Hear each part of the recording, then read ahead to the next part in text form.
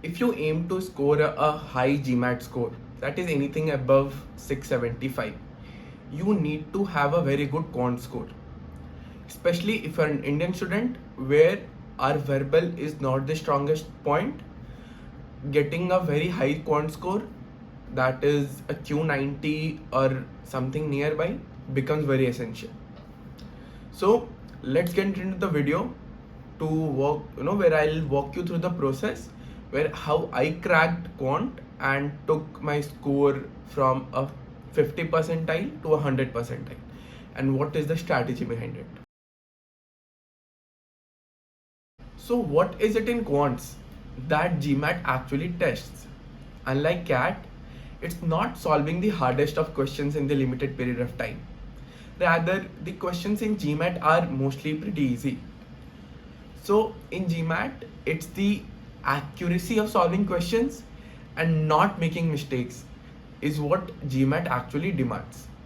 And it might sound very simple, but the process to achieve it is not that very easy. No, unlike other examinations, just solving and practicing thousands of questions won't take you there. No, it's not just the hard work. You need to plan and strategize very well. So let's talk about it in detail. So the mistake that most of us make, and even I did in my first attempt, was to take GMAT like any other exam and think that by just solving many questions from each of these chapters, we will be over with our preparation. But it's far from that. In GMAT, the questions are made in a way that people make mistakes. And by just doing questions, we are not even tackling the problem statement given to us. And hence, we continue to make similar mistakes again and again. At the end of the every sectional mocks that I used to give, I used to think that, oh, it was a simple mistake that I did, I won't do it again. But I did. I did it every single time again and again.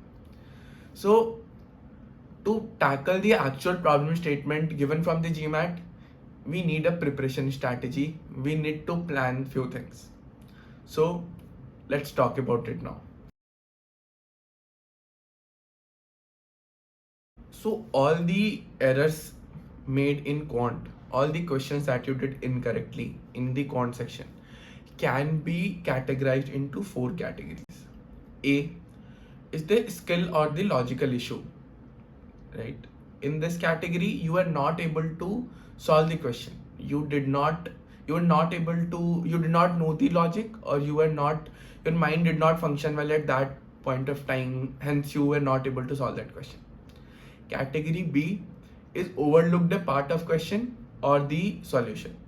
In this category, you knew the solution, you knew the logic, but somehow you missed a part of a question, or you did not take all the cases that the solution required. Category 3 is mistake in solving or doing a calculation mistake. And fourth category is answering for something else. For example, you solved and marked for x, but the question required the value of mod x, right? So out of all these 4 categories, idealistically, all your incorrect questions should fall under category A only. Why? Because irrespective of the level of preparation that you do, there can be few questions that you are not able to solve. Maybe that question was very hard. Maybe that topic of you is your weak point, or just that it was not your day and you were not able to click that logic. And it can happen with anyone, whoever you are. But this other 3 category is a habitual mistake, right? It's not an logic issue, it's not a hard work issue, it's an habit issue, right?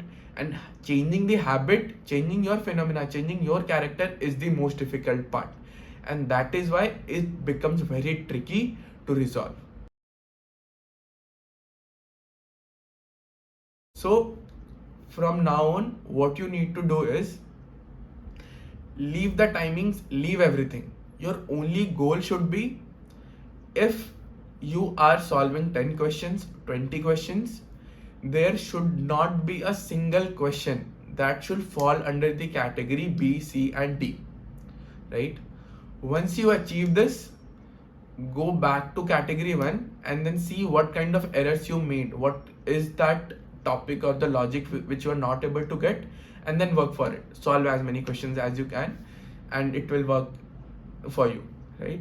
But if you know, till now, if you are doing your preparation right now and suppose you have solved 100 200 questions, go back, see all the errors that you have made so far and try to categorize them into these 4 categories. You do not need topics, you do not need anything, just categorize your issues in these 4 categories and see if your issues are happening in category B, C and D. You need to revisit your preparation strategy, leave the timings, leave the topics, leave everything, just sit, and your only target should be to not make a mistake which can fall under these categories.